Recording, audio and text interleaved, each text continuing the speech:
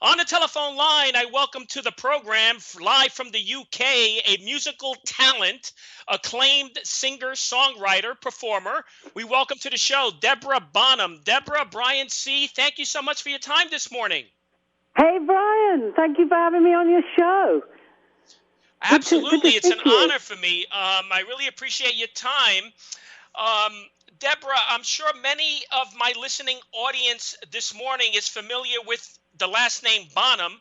You're the, You are the sister of the late, great John Bonham of Led Zeppelin. I am. And from learning about your history, is it true your brother did not want you to follow the rock music path? Yeah, I mean, sort of. When I mentioned it to him, I think he just looked at me like, that sort of look of, oh no, because, we're talking the 70s. It was a different place for women back then. I just don't think he wanted his kid sister to go through all of that. He saw an unsavory side, I guess, to the business, and he was right. I totally get it. But you just can't deny what's in your soul. And I stayed on at school. I was still at school when he passed away. So I think he thought I was going to be a vet or a lawyer. And I have so many animals, I probably should have become a vet. Would have saved me a lot of money. But no, I had to follow my heart and ended up singing and writing songs and loving it.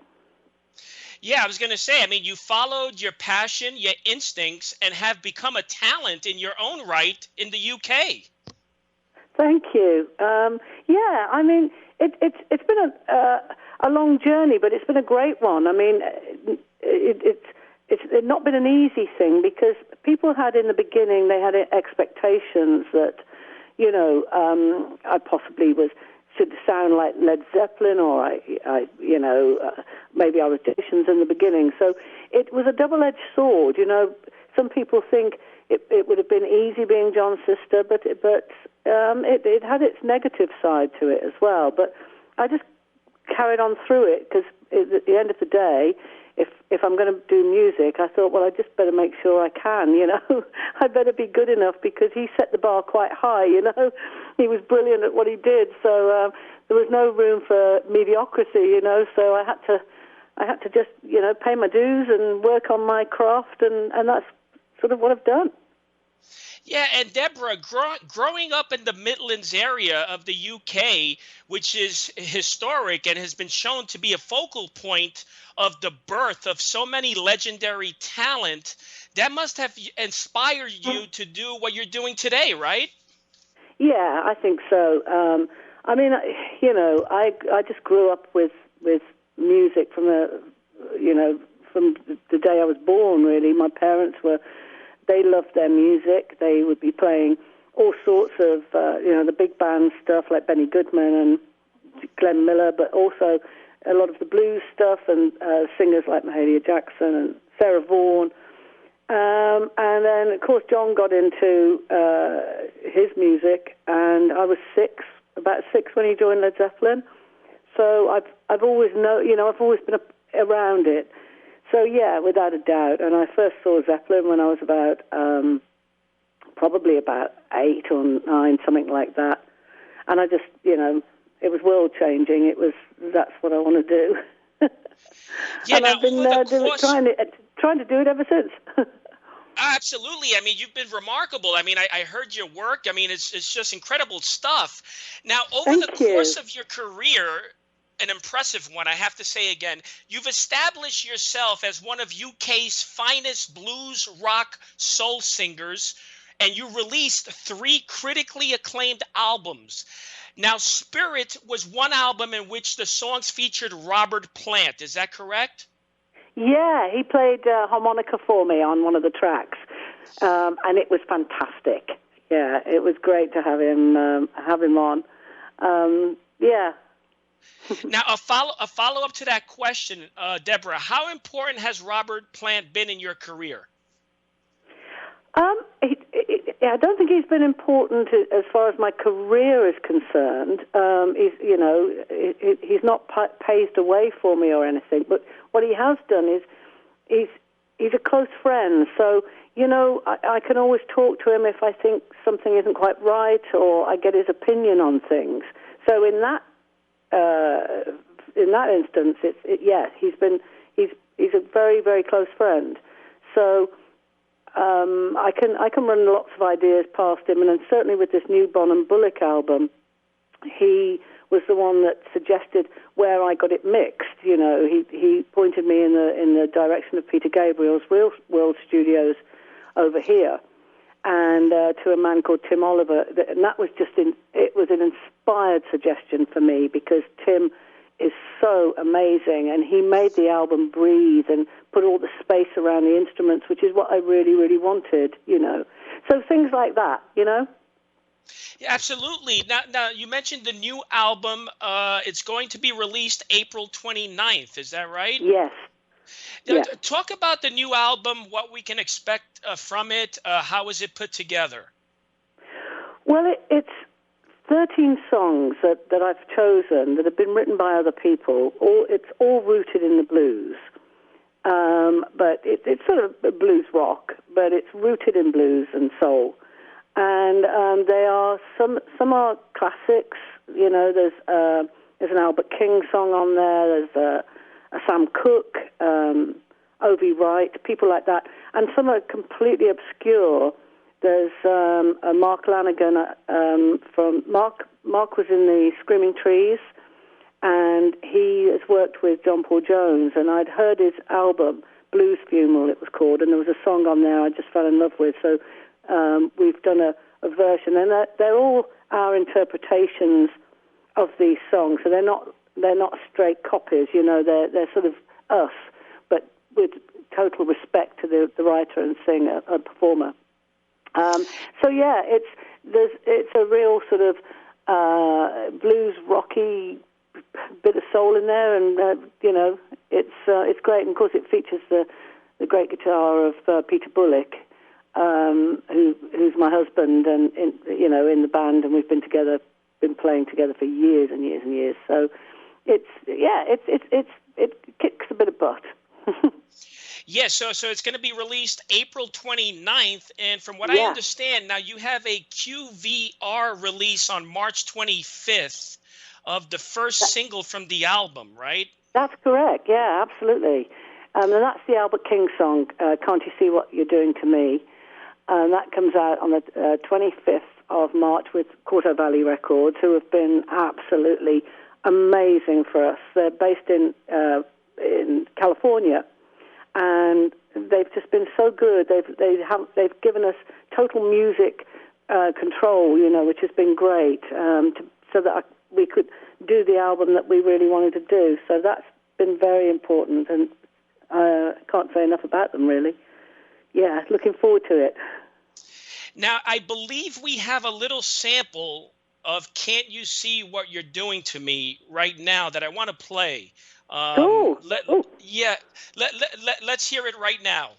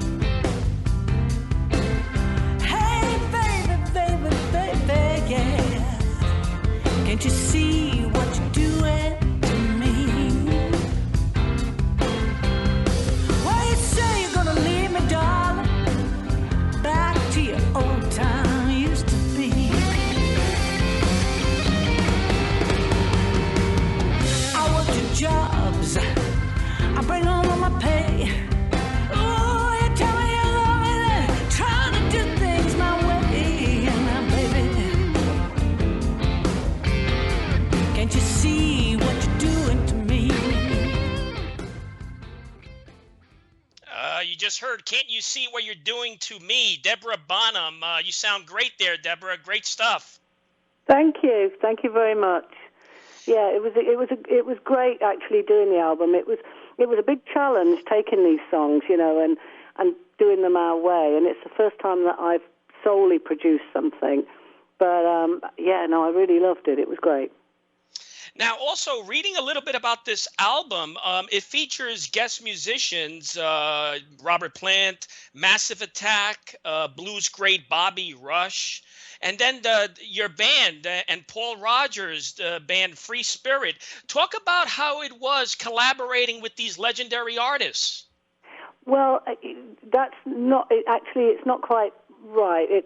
Robert and Bobby Rush aren't on there. It's people that have played with them. So the Bobby Rush guy is a guy called Paul Brown. He's one of the most incredible Hammond players, and he played with Bobby. He played with Ann Peebles, and he's in the Waterboys, and he's a dear friend. And he plays the most incredibly manic Hammond. So I just felt that this song that you just played, it just needed that type of Hammond on it. So we called him up, and he came and did his bit. And then John Baggett as well from Massive Attack and Portishead.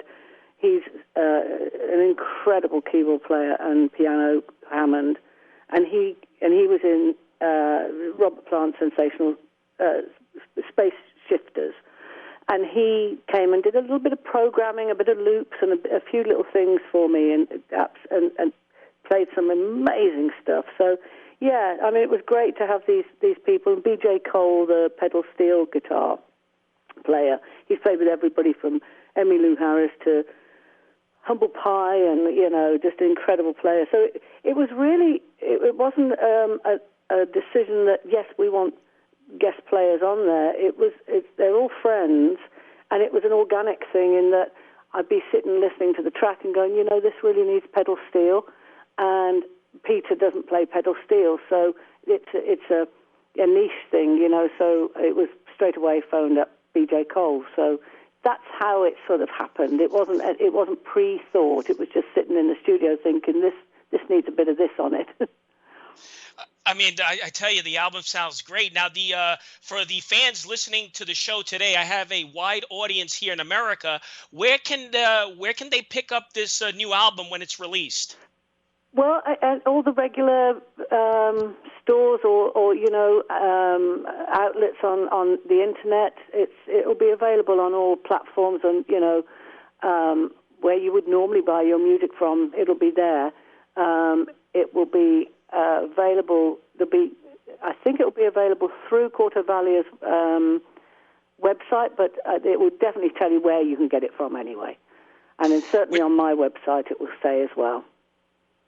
And your website is DeborahBonham.com, who's with us. It sure is. That's exactly it. Yep. And she's with us this morning. Now, also, Deborah, the band is going to be undertaking a European tour, right, commencing in April. Yeah, we're getting ready to start playing, and we're real excited about that. I mean, we've done 2 shows already. We did a couple earlier on in the year, and it was just fantastic. And the new album, we're doing songs from that, so that went down really, really well. And it was just great to be back together again, and playing, because we've all had all this time off, with the pandemic. So just to be able to get back out on that stage and see the band, because we've been friends and close. We're like family, we've been together for so many years. I really missed them. We were Peter and I were like, oh gosh, we can't wait to get the band back playing. And now we're doing it. So, yeah, it's great. I can't wait. And we want to come over to the States. That's where, we've had such a great time out there when we came out with Paul Rogers and Jeff Beck and Ann Wilson. We did the Stars Align tour in 2018, where my band, the Bonham Bulick band, actually backed Paul Rogers for that tour, and I opened up the show. And then we came back in 2019, and the plan was to come back in 2020, and of course, all plans have been on hold. So we're hoping for the fall. I'm really hoping we get an agent to come forward and we come out there in the fall. I mean, you just mentioned all like these artists that you performed and toured with. I mean, Jeff Beck, Paul Rogers, Van Halen. Is that Yeah. true? You performed toured with Van Halen, huh? I didn't tour with them. I got up and sang a song with them, and that was pretty spectacular. In fact, I didn't let Eddie Van Halen do his guitar solo because I just kept singing because I was like, oh my God, I'm on stage with Van Halen, you know. So, and I was singing with Sammy Hagar, who of course now my nephew Jason plays drums with in Sammy's band. So they were so lovely to me, but I just, you know, I kept looking around and thinking, this is Eddie Van Halen, you know. So in the end, he got on his knees in front of me, going, "Let me do a solo." And I'd look down, and I just carried on singing again. But it was, it was spectacular. That was absolutely. Well, you took over the show. I mean, you're Deborah Bonham. I mean, come on. Well, actually, we ended up doing rock and roll, you know, the Zeppelin track. And at the end, Alex jumped over the top of his drum kit and picked me up in the air and sort of held me up in the air. It was really lovely. It was a special moment, that was. Very special. But, you know, I had a poster of Eddie on my wall when I was younger, so every time I looked at him, you know, I was really blushing. It was unbelievable. I know. I was going to say, I mean, performing with these figures, I mean, you must have to be on the top of your game. It must feel so rewarding when you finally complete the show with these guys. Yeah, I mean, you know, I first realized that when I sang with Paul Rogers, and I had to, you know, go out on stage. It was so funny because he said, "You know what I'm going to do? I'm going to start the song, and then I'm going to introduce you, and you're going to walk on, you know, and then start singing." And that's fine, but I'm a bit of a klutz sometimes, you know, with sort of tripping up and bumping into things. And I thought, no, I can stay thinking, oh. But once I got on there, it was great. And that's the moment it hit me that, you know, I'm singing with Paul Rogers, you know, how cool is that he thinks I'm worthy enough. So, I better make sure I am, you know. Oh, I mean, after hearing your work, definitely worthy. I mean, you sound remarkable. And, you know, for the audience listening, a lot of my audience can listen to your work on YouTube. I mean, there's a lot of videos of you performing on YouTube. Yeah, there's an official channel, Deborah Bonham YouTube channel, where there's some good stuff on there. Because, you know, people there's so much that just gets put up and the sound is terrible and you can't hear it. So we've got a channel that just has the good stuff, you know, that you can hear. Yeah, and I have a few minutes left. You mentioned your nephew, Jason. Now, Jason Bonham, he's performing with a group currently? Yes, yeah. Well, he's got his own group, you know, that is the Led Zeppelin Evening, and he's doing that all across America to big audiences. But he's also in the Sammy Hagar band as well. So yeah, he's really busy. They've started playing again, and things are opening up. So he's got a tour coming up across America in April, I believe. Yeah, so he's doing great. Yeah, it is amazing. And if I may ask a question on John, you know, we all know John left us tragically at such a young age, but left us with so much remarkable work to enjoy and admire. And as you know, he's considered by many as the #1 rock drummer of all time. Were you ever made aware of who were his idols? Yeah, absolutely. Please. Absolutely. Gene Krupa from the Benny Goodman band. Gene Krupa definitely was a big idol for John. And he loved Buddy Rich as well, absolutely. But Gene Krupa was his main guy, I would say. And he loved the Motown drummers, you know, Clive Stubblefield from the James Brown band. He loved those drummers too. But everything from when John was young, it was Gene Krupa, absolutely. Remarkable. Now, a couple of minutes left. So what else is going on besides you have the tour coming up? Do you have any future projects that you are working on currently? Um, I've just started writing new material again, but I'm really so focused with this album at the moment because, it's coming out, and I like to be immersed in one project. I don't like having too many music projects on the go because I just want to be immersed in this album and enjoy this album for at the moment. So really, it's about the record coming out, doing interviews, and the tour starting. So I'm very focused on that right now. But I have started writing a little bit because, writing just, sometimes you just get the idea and, there's no sitting down to do it. I can be out doing something else and all of a sudden I get an idea. So that's just started happening again. But at the moment now, I'm just looking forward to really getting out and playing live and getting this album out. And final question, do you think we'll ever catch you on a Zeppelin tour performing with the band? No. No, I don't think so.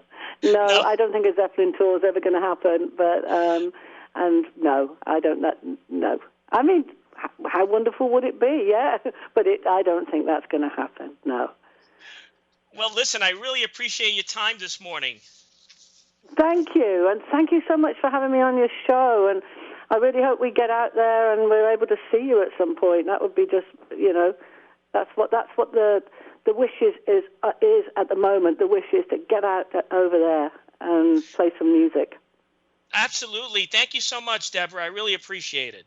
Thank you, Brian. Thank you, and thank you to all your listeners. Oh yeah, thank you. Take care of yourself and be safe. Thank you. Back at you. Bye-bye. Bye-bye.